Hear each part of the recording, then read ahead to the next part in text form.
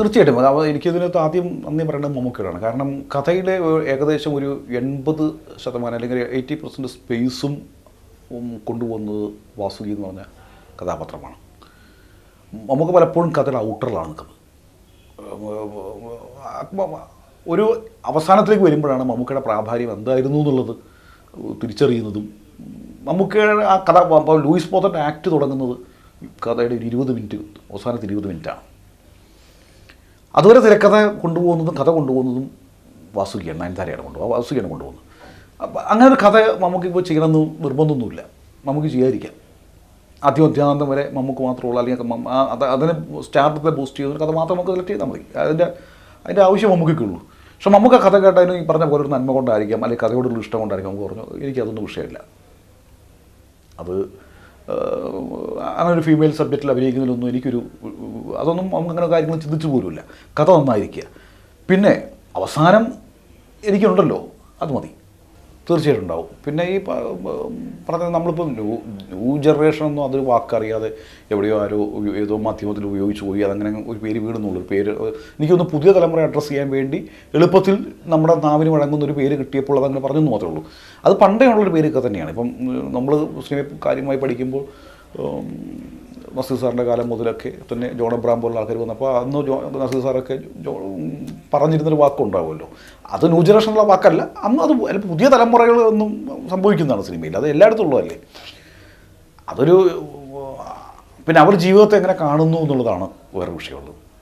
അപ്പോൾ എനിക്ക് തോന്നുന്നത് ഇപ്പം നമ്മുടെയൊക്കെ ഒരു കൗമാരവും അല്ലെങ്കിൽ ഒരു യൗവനമൊക്കെ രൂപപ്പെട്ടു വരുന്നത് 70കളിലാണ്. ഇപ്പം എൻ്റെയൊക്കെ അപ്പോൾ ഞാൻ അന്ന് ഈ പറഞ്ഞ പോലെ ചായക്കടയും മണ്ണെണ്ണ വിളക്കുമൊക്കെ കണ്ടൊരാളാണ്. ഞാൻ മണ്ണെണ്ണ വിളക്കിന് ഇവിടുന്ന് പഠിച്ചിട്ടുണ്ട്.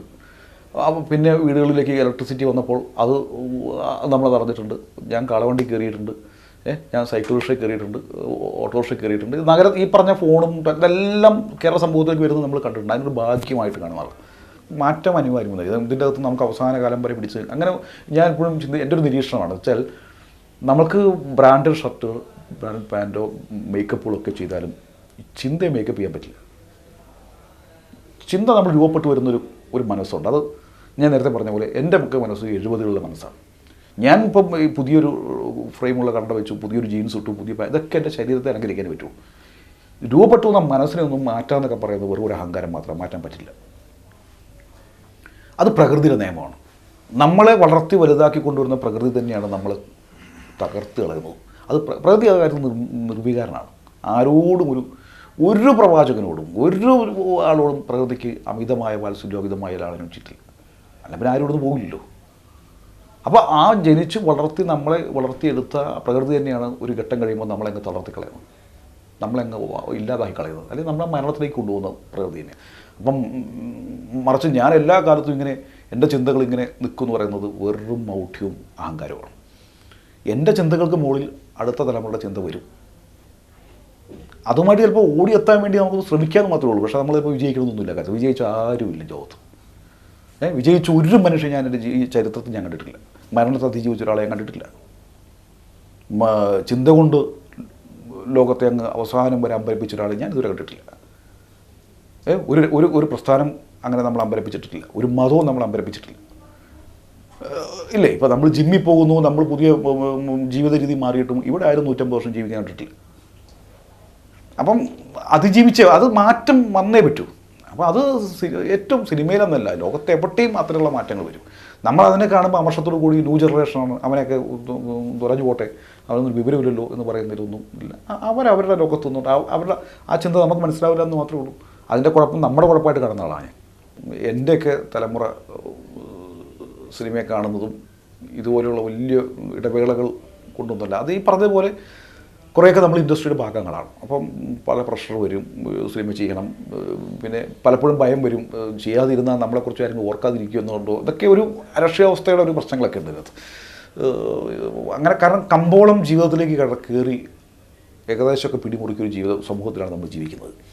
അപ്പോൾ എനിക്കൊന്നും അങ്ങനെയുള്ള മാർക്കറ്റിൽ നിന്നും അറിയില്ല. അപ്പോൾ നമ്മൾ ഒരു പടം ചെയ്തു, വലിയ ഗ്യാപ്പില്ല, അടുത്ത പടം ചെയ്ത് നമ്മളിങ്ങനെ ആഘോഷിച്ച് എപ്പോഴും ലൈം ലൈറ്റിൽ നിൽക്കണം എന്നൊക്കെ പണ്ട് തന്നെ ഉപദേശിച്ചവരൊക്കെ ഉണ്ട്.